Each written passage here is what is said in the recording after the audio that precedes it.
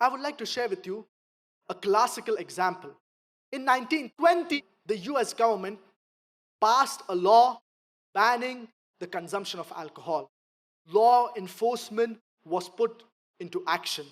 The security agencies, all of them, they strove to try to ban the consumption of alcohol. But all of this proved futile. Bootlegging became rampant. Billions of dollars were spent in order to pass this law and in order to implement it.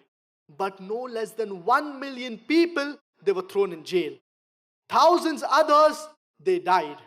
Bootlegging had become rampant, which led to fatal diseases and which even led to death. 14 years later, the US government had no option but to lift the ban on the consumption of alcohol. And I would like to remind you, we are talking of the most powerful nation at that time. Now let's go back in time.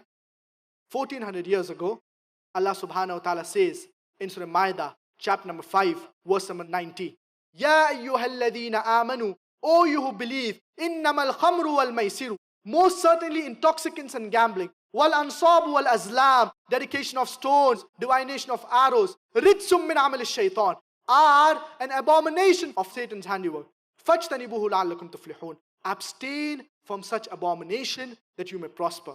The moment the Sahaba, they heard this verse of the glorious Quran, the moment the Prophet, peace be upon him, told the Sahaba that alcohol has been prohibited, vessels full of alcohol were overturned, never to be filled again.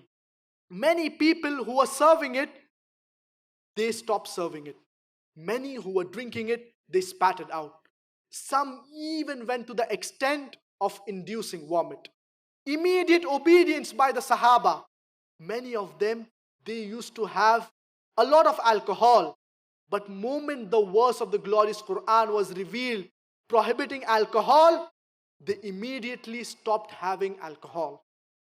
This is the impact that the glorious Quran has on human lives. The Prophet, peace be upon him, he had no police force, he had no law enforcement, he had no security. Just one commandment of Allah subhanahu wa ta'ala was sufficient for people to stop having alcohol. This is the impact that the glorious Quran has on human lives.